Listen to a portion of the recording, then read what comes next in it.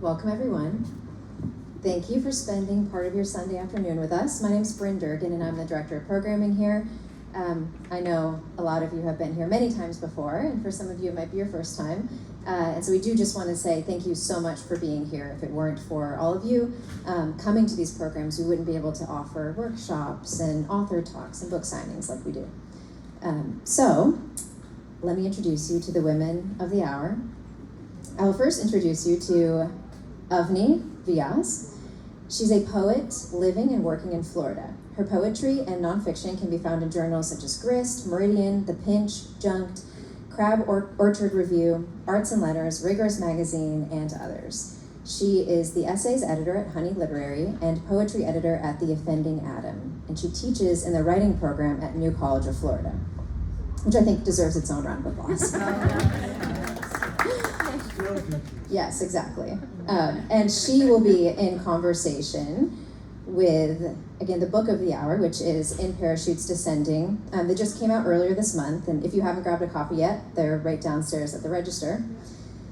She is the author of Latest Volcano, winner of the 2015 Marsh Hawk Press Poetry Prize. Her poetry has appeared in the New York Times, the Southern Review, Prairie Schooner, the Colorado Review, and other national literary journals. Born and raised in Fresno, California, she currently lives in Tallahassee, where she is an associate professor of medical humanities at the Florida State University College of Medicine. So let's welcome the talented Tana Jean Welch.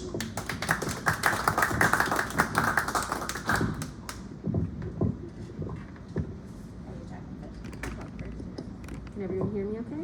No. Sure not? It should be. Is it on? Yes. Oh, okay. Yeah. It's on. It's on. Okay. I just had to have it closer to my mouth. I apologize. Hi. Is this better? I'll turn it up. Okay. Sort of. All right. It's the mask. Okay. I'll turn it up. Try now. How's this? Yeah. Oh, excellent. Okay. Great. I'm so excited to be sitting here with all of you and with my good friend Tana Jean Welch. You've read her, or you've heard her official bio. I'd like to share a bit of an unofficial bio, if that's okay. Mostly it's just compliments. This is sort of what happens when poets find each other and we get to share space.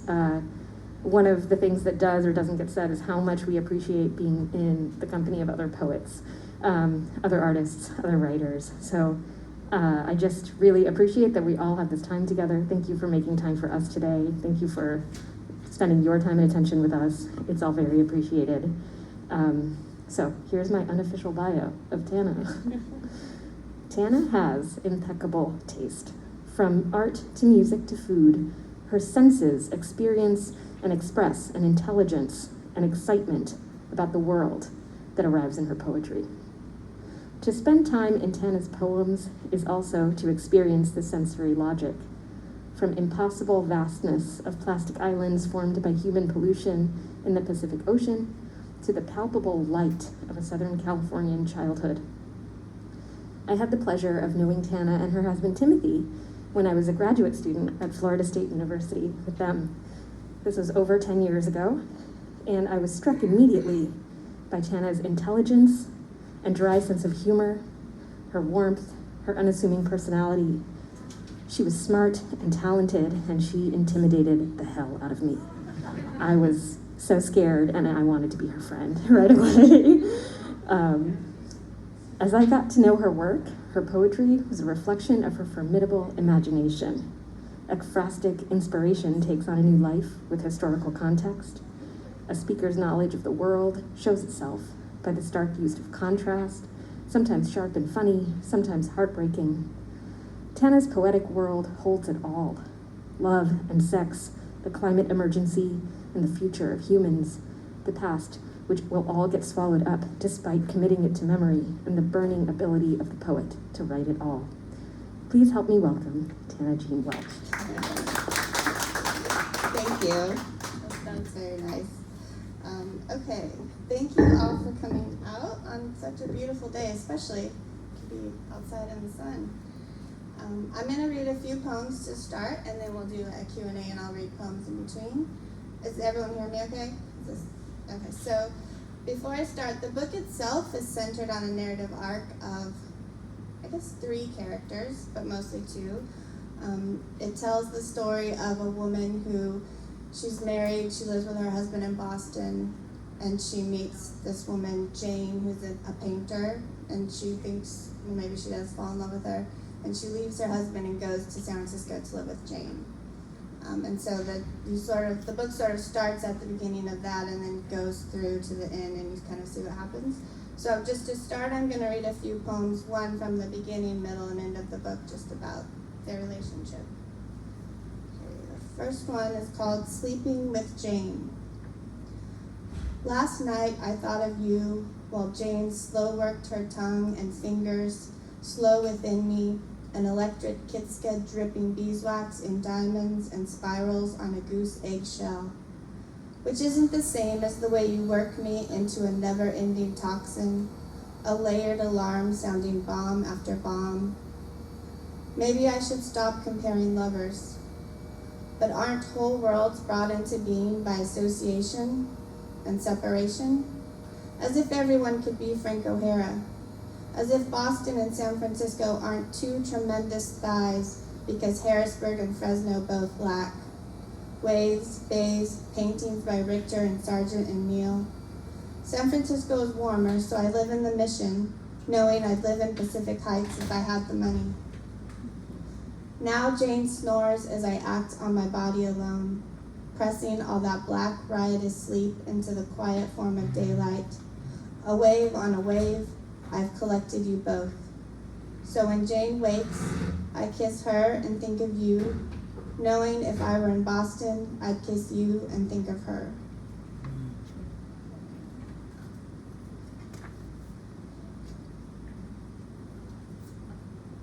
Okay, this next one is after the speaker's already arrived in San Francisco and is with Jane. It's called Mission District Mural number 63, Viva la Tamale Lady. And the Tamale Lady is a real person in San Francisco, as is the mural. So this is kind of an acrostic. Okay. Now you're a citizen, you must eat tamales, Jane exclaimed during my first September in San Francisco, beginning what became better known as the month spent drinking Amore Vietados, Bloody Marys, or just gin. We traversed the constellation of local bars in search of the patron saint of city drunks, everyone's surrogate abuelita, and finally, on the 27th night, the Tamale Lady appeared at the Zeitgeist, looking every bit the lush Madonna, wearing a t-shirt that read, "You don't know me, but I love you," lugging a Coleman cooler loaded with trash bags full of homemade tamales. We devoured her morsels of meat tucked in sweet masa, proclaiming they were as good as everyone said, because if they weren't, then the month was a loss, a firestorm to the liver, nothing more than a September of sloppy sex, hangovers, and unfinished art. Frank O'Hara once said, to lie flat on the earth in spring, summer, or winter is sexy, and I've always agreed, which is telling. I am the laziest lover, which is telling. Jane was so attractive because she did the work so well, like fingers stringing a star, and all I had to do was lie and breathe her anesthesia, dream of rapture, the tongue of an exotic tiger. Now, after 20 years of service, the Tamale Lady has been banned from selling in bars. A public health violation, a lack of license. Now, after 3 years of service, Jane is tired of my lying about, or she sees other women. Or perhaps I too never had the license to transact. Jane, Supervisor Campos, and the Mission Local all say not to worry. The city plans to help Ms. Ramos open a lawful operation. Some say a criminal shouldn't receive such assistance. Some say, Viva la Tamale Lady, while others say, I'm white, what about me? And then there are those who say, she's an institution, and we must keep our institutions, our essence, form, and order. But is this true desire? The tamales were only good because they came to us, to our hands and mouths when we needed them most. I'll do one more short one from the end.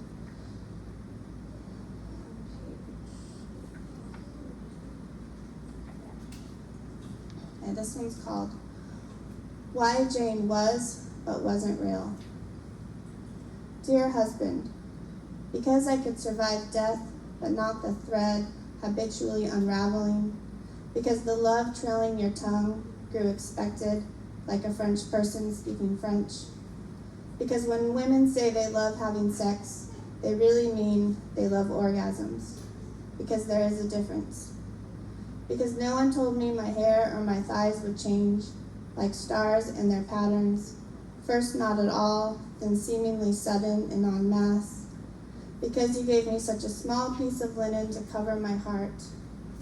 Because the struggle to know a body is futile, hollow as a mouse shooting, paltry as a paper lantern lighting a windowless room.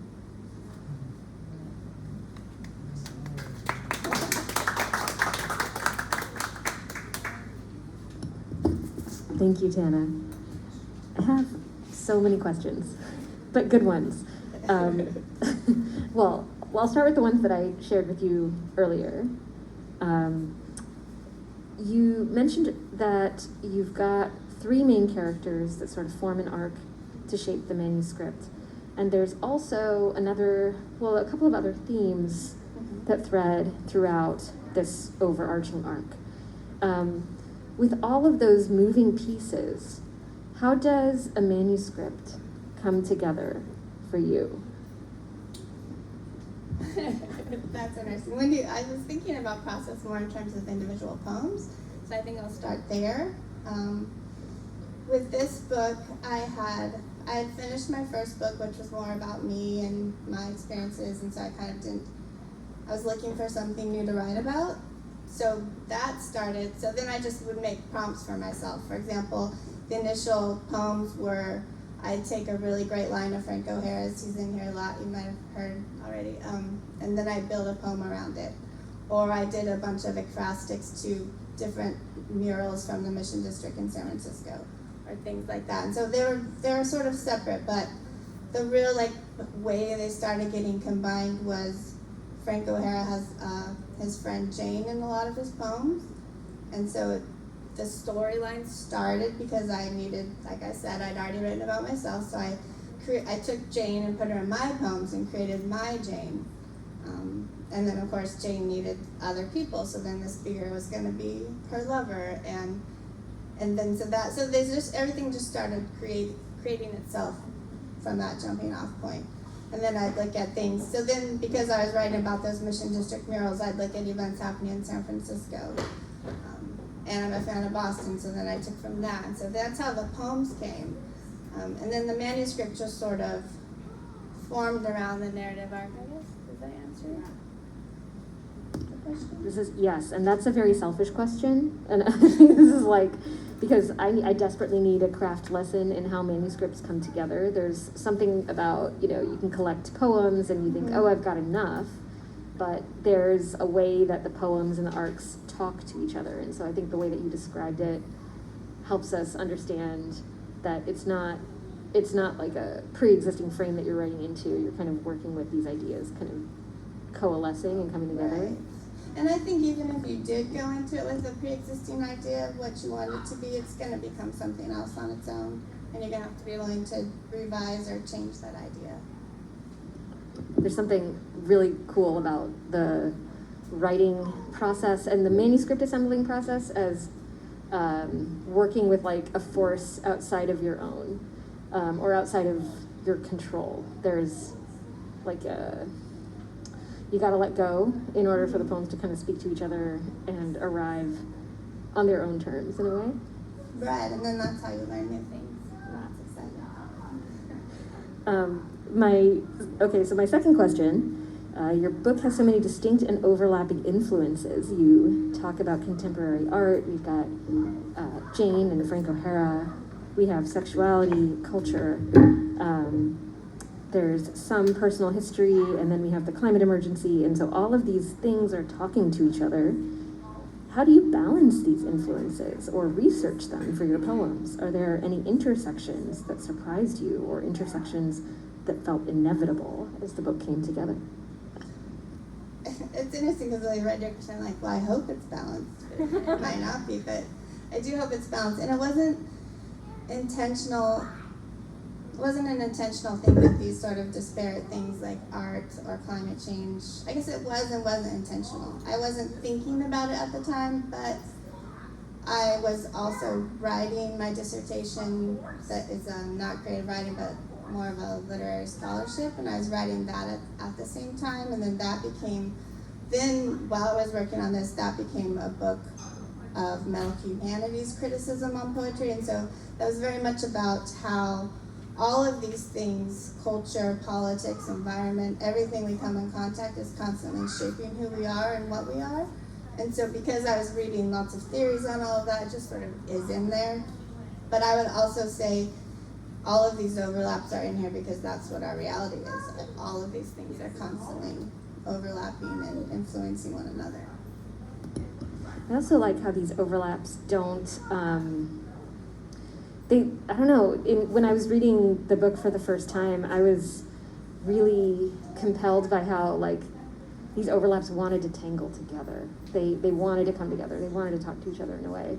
So it, a lot of times in discussions of poetry or craft, we talk about, like, not overwriting or over-determining how certain influences will push against each other, but we just sort of drop them in and kind of, it's almost like you know, put a little drop of food coloring in a bowl of water and then you just like let it dilute or it just works its way through. And it seemed, to me, the balance really struck because you weren't over-determining these relationships. They were finding themselves through the course of the book. Right, I mean, I'd love to say that they all just sort of worked out and I wasn't overly trying. But since this book was maybe 10 years of writing, I think I can't not say that I didn't have to go edit and take things out and, you know. I think you have really good instincts as an editor in order to let those things come together.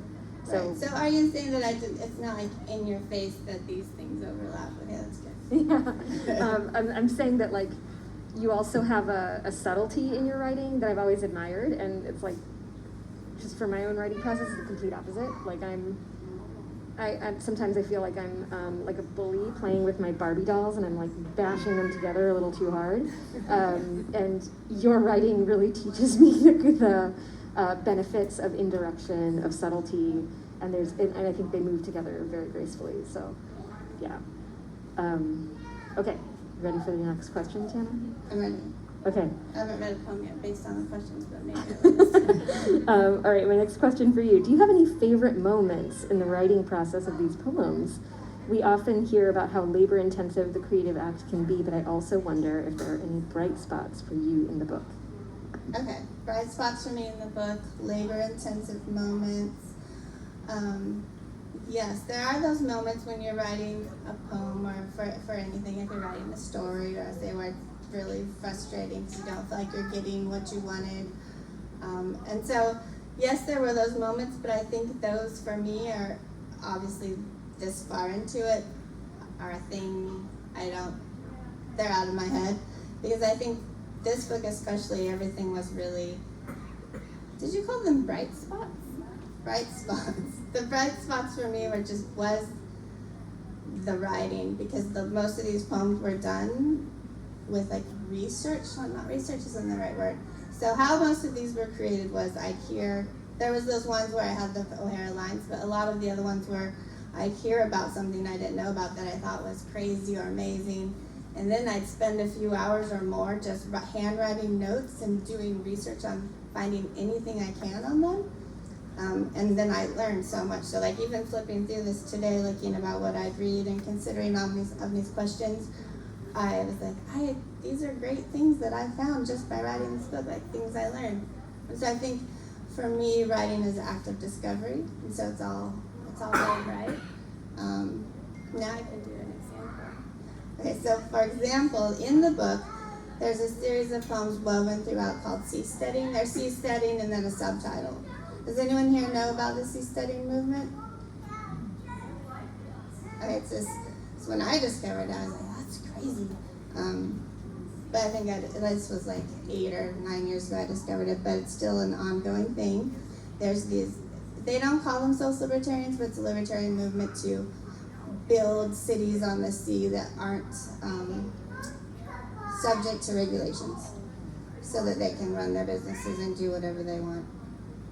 And so I found out about that, and I was just struck by the fact that the website's not really saying overtly that's what it is, but it is what it is. And so I wanted to dig more into it. So I just spent a long time studying it, and I found different things about it. So one of the poems is called Ephemeral, and Ephemeral was, they haven't done it since COVID, but every summer they would do practice on the Sacramento River. They built practice houses living on the water. And so I have a poem about that I'll read. First, I'm going to read the first one in the sequence, and then I'll read that one. But that's an example where I just find something, and then I learn everything I can about it, make notes, and then write the poems. Okay, so page number, okay, the first one is called Seasteading, the Final Frontier. Her lips move, and we know what she is saying, the woman in the hot pink skirt suit, her new blonde hair hired to boost the seasteading movement. Floating cities are the next frontier, she says, and senses the host of this cable news show about to interrupt, about to say something intended to highlight her gender. So she rushes the next line. All the surface area on this planet is occupied. She is good at her job, so his smug jowls rest while she speaks about the need for space, more space to experiment with new ways of living. But then the host reaches across the table, grabs, squeezes her hand in one oil-slick gesture. Tell me, dear, who is allowed to live on this floating city? Her lipstick flakes as the camera zooms in on her face, and we can tell it wasn't the pale hand of the host, but his question that woke in her eyes an animal kingdom of jealousy, as she fears both her own exclusion and the inclusion of all others in parachutes descending upon the high seas. And then another one in the sequence is the ephemeral one about the practicing on the Sacramento River. Ephemeral is a floating celebration of community and seasteading. There are no tickets, no central organizers, and no rangers to keep you safe. Ephemeral prepares us for our future world through 5 days of floating on the Sacramento River Delta. You must practice radical self-reliance. You must build a boat. There's limited space. There are no rangers to keep you safe. You are free to do what you want. You must conform to the island commodore's rules. There are no rangers to keep you safe. You are free to do what you want. You can sleep in the nude. You can eat all of your food. You can carve trees in your calves with a switchblade or machete. You can hoard life jackets and flares. You can snort several lines of pure white Prague. You can keep your drawbridge raised. You can hoist a flag depicting buck-teeth biting watermelon, but there are no rangers to keep you safe. You can dress your feet in pink 5 fingers. You can have 10 wives, and your way with their daughters and sons. You can not give a shit. You can sink your boat. Thank you. Okay, just a couple more general, big picture questions. One is, if a reader picks up your book and devours it, as I imagine many will, where would you recommend they go next? Like what poets and books they should read? Yeah, poets, books, it could be other artists or genres. Okay. I have poets that I really admire that I think, well, I don't write anything like them. They're really good, but they are doing something similar. For example, Kathy Park Hong has a great book called Dance Dance Revolution, and that's a book where she built a world, she created characters, kind of like I have these characters created, but hers is way better and way more complex, because she also created a language. She calls it Desert Creole, so the whole book's written in this dialect, and it's in a city called the Desert, which is kind of like Las Vegas, Dubai mixed together. And she has a tour guide who's a character and historian, so that kind of thing. And Franny Choi, also her soft science, has a character that's a cyborg, and she has poems in the persona of the cyborg, and it's really good. But I highlight those two because they're also, I'm hoping to sort of highlight how the body is changed and identity is changed by whoever and whatever we come in contact with, and I think they're doing sort of something similar. Great recommendations.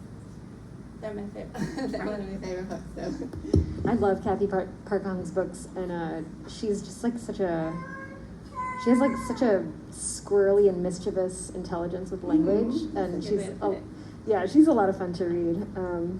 There's something kind of mean about her writing too. I love it. I love it. She's fantastic. Great recommendations. Okay, final question for you. What's something you would like readers to know about your book that may not be obvious at the outset? Oh.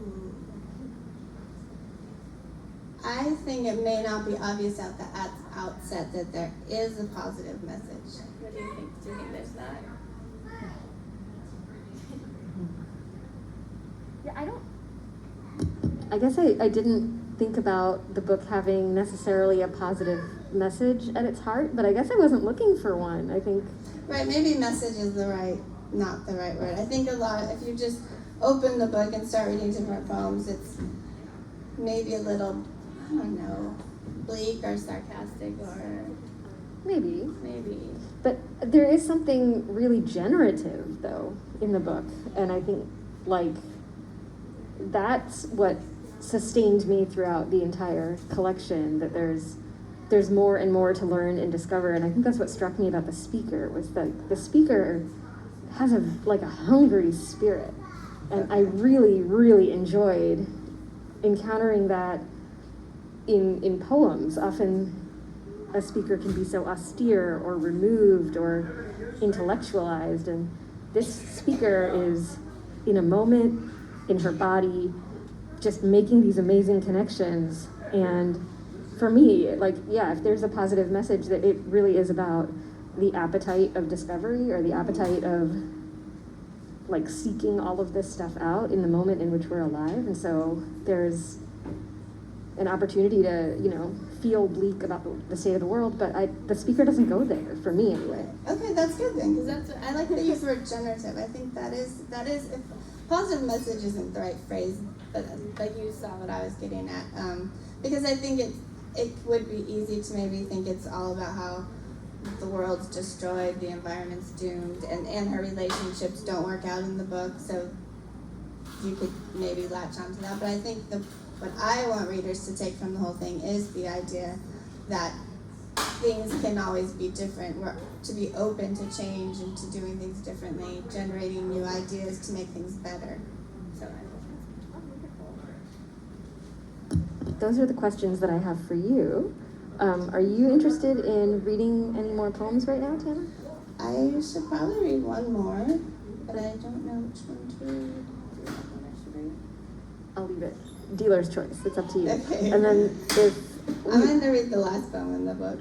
And then would you be okay maybe opening it up for the audience if they have any questions? Yeah, if anyone has questions, then we can do that. All right, so here's our last poem. Okay, the last poem in the book is called Masquerade. Because the Bengal tiger only attacks from behind, the honey harvesters and fishermen in India's mangrove forests wear a rubber mask. A pale-faced human with a thin mustache on the back of the skull. A two-faced trick, more survival than deception, like but not like the scientists who camouflage their visage into pandas, cranes, and crocodiles to get closer to the creatures they're trying to save. Like but not like myself, who as a young girl dreamed of dressing like a man so as to be a man, to be able to do what I wanted. To fight, wield weapons, crave my face unmade, my hair short. To not be a girlfriend or a wife. to not worry about anything. But somewhere along the way, it became harder to distinguish between survival and deception, between the longing to be sheltered and different and insane and decorative as a Mayan idol, too well understood to be beautiful. So I embraced the double bind of short skirts, boosted breasts, and I got what I wanted, but mostly I didn't. Still, the tedious costume became a habit, the height of heels too high to surrender. And now I am with Jane, femme to her femme. And now Kurdish women brandish AK-47s, fight ISIS, rescue mothers and daughters while taking time to apply makeup before strapping on the rifle. Mascara, shadow, lipstick, not to proclaim their freedom, but so the enemy will look at her and know he dies by the hands of a woman. Know he goes straight to hell without collecting his virgins. ISIS fighters would rather run than die this way. So this makeup, this mask, is also about survival. As is the guise of the Japanese pantu, faces covered in muddy vines, smearing sooty muck on babies and children to thwart evil, to bring good health. That when I mull over the many masks Jane wears, or wonder if she has counted my own, I attend the masquerade like a courtier devouring, like a dancer caught fire. I heed the transformation as resuscitation, knowing I was never so much myself as when I took on a shape made by someone else.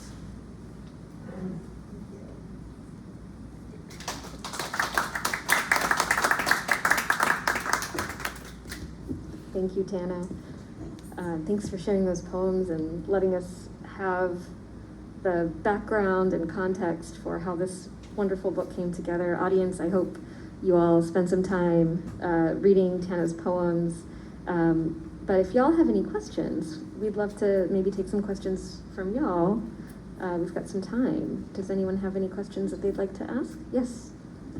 Early in the conversation, you spoke of gathering poems and creating an arc with them. Did you ever in the course of that figure out that the arc needed some poems that weren't there yet? Oh, definitely. Well, the one thing, right along those lines, I had shopped the book around for a couple of years and it wasn't getting taken. And I had another poet, I tried different poets reading it and give me advice. And one poet said, there's nothing in here about the husband, I don't feel like I know him. And about the speaker, like they know Jane, but they don't know anyone else. So then I had to go and purposely make poems that sort of gave the husband a personality and the speaker. So yes, I needed help. Can you give me the name of one of those poems that you created so I can take a look? Oh, there's one called, in which I imagine my husband interviewed by Barbara Walters. Yeah, that'll do.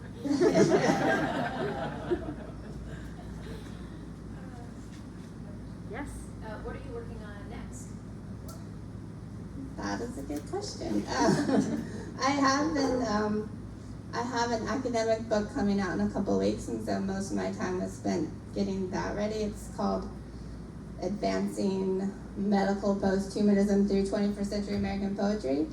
So I don't have that many new poems, but I do have a project idea in mind. It's a post-apocalyptic narrative. I'm going to try to do another story, but with poems, and I have the characters highlighted, and they're going to be on a journey north from Tallahassee. So that's very early stages. Sorry I came in late. Maybe you may have addressed this before, but you're a professor of the humanities, right? And that sort of correlates with my question. How do you tie this in with your work that's coming out? They're two different things, but how do you connect them at all? And do you bring them into your teaching? Because you're doing a lot of really good work, working with scientists and medical students. So I'd love to hear about that. How I connect the creative work with the humanities and the scholarship? Sort of various different ways, but like with this, I don't teach, I don't have my students read my poems, but the ideas I was talking about, like how I want the book to demonstrate embodiment and how everything we become, whether it's illnesses or who we are, our identity, what we identify as, is related to things in the environment or a people or culture or politics. And that's the idea in this book, and that's also the idea behind a lot of my medical humanities work, and that comes into play when you're looking at the patient and social determinants of health and everything that affects them. And so that's how I tie that in. And then on another side, I don't think this is what you meant, but I also do creative writing with medical students, and that is kind of like the act of discovery and getting them to sort of see how they felt about a situation they were in medicine or in life. So I think that the creative aspect ties in that way. Did that answer your question? Yeah, you do unique work. It's not what's being done at most medical schools, so it's really avant-garde. It really does help. So, thank you. Thank you. I just wondered if you could tell us anything about the cover. Oh yes, this painting is great. It's an actual painting. On the back of the book, her name is Grace McKell Ramsey. I suggest looking at her website. She is a painter in Tennessee. And I am especially pleased with the cover just because it was really hard to get to this point. With the editor, I'd sent him a bunch of things, and he waited till last minute, and then he sent me a cover with like a stock image of jellyfish, which would have been fine, but I felt like since the book really featured art and artists so much within, it needed to have a unique artistic cover. And so I knew this person, so I got a hold of her right away and said, emergency, I need a cover, can I use that? And it actually ended up being really good. So I don't know if that's what you wanted. Did you want to know anything else about I it? didn't know if there was any other connection to the poems. It looks like it. I thought it was also perfect because you have the human sort of wrapped up in the grass area and the squirrels coming down, so it's that relationship between human and non-human. Maybe the person evolving. Oh yeah, with the spiral. Yeah, I think you could go lots of ways with it.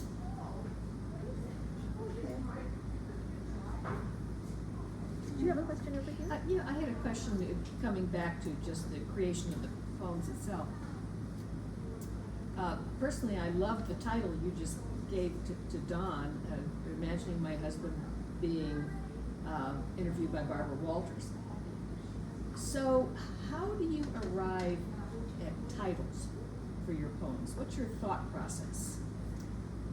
I feel like titles are traditionally very difficult for me, so I think they just sort of happen, like everything. But I mean, that one was easy because that's what I could read it. It's like interview questions and the husband answers interview questions, and so that seemed a bit obvious. But a lot of these titles have been changed a lot. Sometimes I wanted to make sure Jane was in them. And another thing might be, like I said, I had like the Mission District mural poems, and I started doing a bunch of history poems, like I wanted to talk about escalators or suicide, and it would be called The History of This or That, so that title was obvious, but I'm afraid I don't have a good answer because titles are very difficult for me. They are difficult, that's why I asked. How do you come up with titles? Oh my gosh.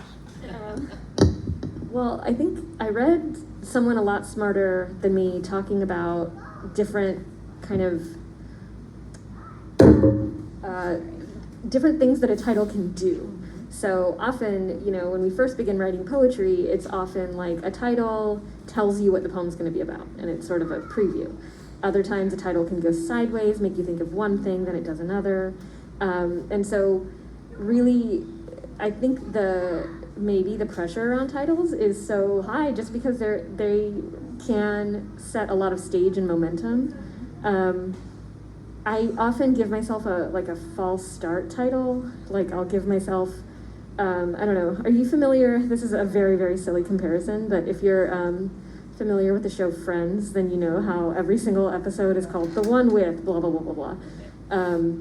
And there's something very easy and low stakes about that. So generally when I begin writing, it's, I just need to get going. And so it's almost like a scrap to myself that I can throw this title away and add another title on. And I don't know if this is true for you, Tana, but sometimes I'll have a poem, and it's fine, it's a fine poem, But then if you come up with an awesome title for it, suddenly this poem, you know, it's Right. like you've plated it really well. And it could be mac and cheese, but suddenly you're willing to pay $50 for a plate of this, right? Right. No, I think that's right. I think a lot of the titles that I like you do, you start with one to get you going, but then a lot of these titles weren't the original title. It was you look at the poem and you see what does the reader need to know to make this poem, get them into this poem more, and then you can put that missing information in the title. Yeah, it sounds like, though, that you start with the title, and that's interesting. Is that true? Yeah, I mean, I think I do a lot of times just because it helps me get going. She writes, but do you always write your poems by hand? No. Oh, okay, I have to write on the computer. And so I need something up at the top to get going, and so. It's almost like a premise or just a working frame. My husband is a comedian, and that doesn't mean he's always funny. It means he's always trying, and I really admire that about him. I'm glad he's not here right now to hear me say that.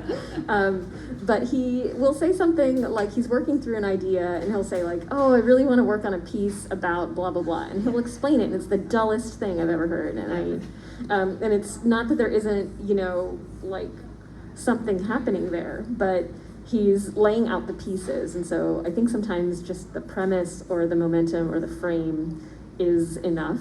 I know, like when I was a child in like elementary art school, one of the first things that we would do in our art classes was when you have a blank piece of paper, you draw a frame around the edges, and I was told it's so people have a place to pick it up and it doesn't dirty the actual image that you're drawing, but it's also to remind you that you're creating something and you might not know what that finished product is, but you've given it a space to exist. And so if a title is simply an invitation, then maybe that's a good place to begin. Well, thank you. I knew you would be good at that. So, I haven't read a lot of poetry before, but what I'm understanding is, based on kind of what you said, it almost reads a little bit like a novel. There's sort of a progression. But what I find interesting is looking at the title and having that intrigue you to read that particular poem. What would you suggest being a novice like myself, just to start from the beginning and go through it, or just kind of? I think it can be done either way because the narrative arc isn't that solid. It picks up here and there, and once you know that it's there, that there's Jane and the speaker left her husband with Jane, you can probably go anywhere and it would make sense. So I think you can do either way. And not all of the poems have Jane in them. There's so yeah, whatever way works. Timothy. Okay, so my question is, you have three characters, and you're optioning it Hollywood. Who do you see? I'm not going to answer that question. Playing the husband? I'm not going to answer that. I cannot say. It'd be cool if it was Ryan Gosling or something, but I don't think he would be good It for should the part. be. It should be. Would you mind reading the Barbara Walters poem since we talked about it? Sure. Let's see.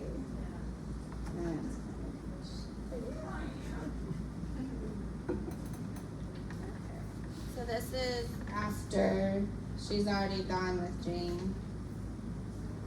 Okay. In which I imagine my husband interviewed by Barbara Walters. I cannot do a Barbara Walters voice, so if only I could, that would be great. I'll start with an easy question. What kind of tree are you? I should want to be a sequoia, stalwart, wide and wizened, a grip on the ground. I'd know people then, what they were capable of, their centuries of scraping nails to the nub. I'd cradle their flames in my throat and flourish. But I am likely a Japanese maple, called momji in Japan, baby's hands. Songbirds eat my seeds in spring. My samaras bred and ripen in early autumn, taking flight with tissue paper wings. My leaves are a beautiful fading fire. My roots are non-invasive. I won't push you out of your happy home, though you may fall. Do you regret bringing Jane into your house, so to speak? I brought my wife to the reclamation exhibit at Gallery Naga. Reclamation, The process of claiming something back or reasserting a right. Women reclaiming women. Jane was one of those featured artists. Sexy women painting sexy women. It was a fantastic show. They served small mushu tacos and little Italian tuna tacos.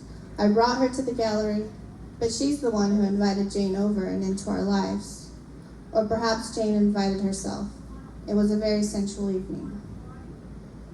Were you also attracted to Jane? She was exotic, and maybe I wanted to believe we were exotic too. Maybe we were.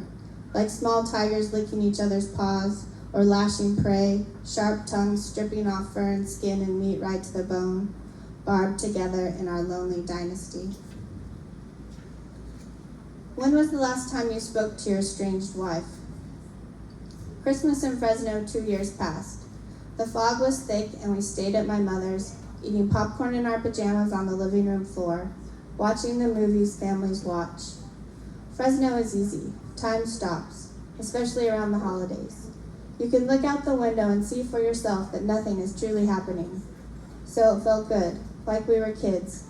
Someone else was in charge and all we had to do was look to the TV and connect our limbs into cinder. I knew about Jane by then and the inevitability of her leaving, but for that moment, my mother said we looked happy. Did you and your wife ever consider having children? More than 119 species practice infanticide. Males may kill to give the mother more time for mating. But wolves, all the wolves in a pack take care of the pups.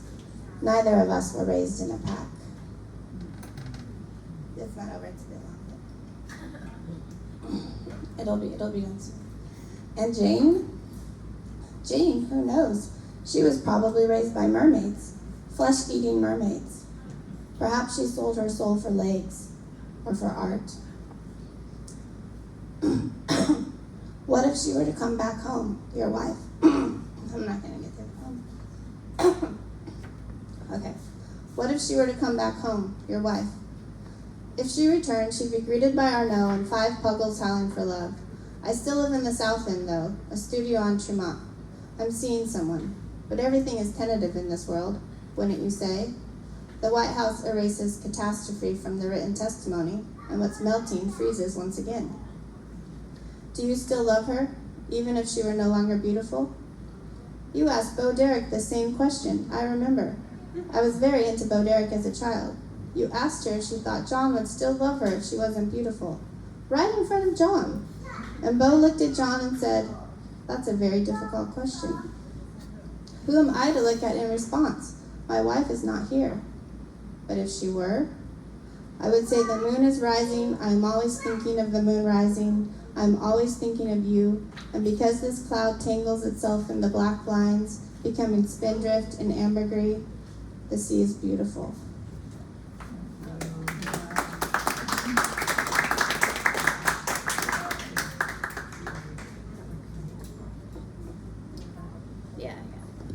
All right, folks, we've got just about 5 minutes left, so we're going to wrap up a little bit early. That way, if y'all would like to talk to Tana one-on-one or talk about the book or just chat, then we'll be here to do that. Or have your book signed. There you go. And also, this book is also for sale downstairs if you're interested.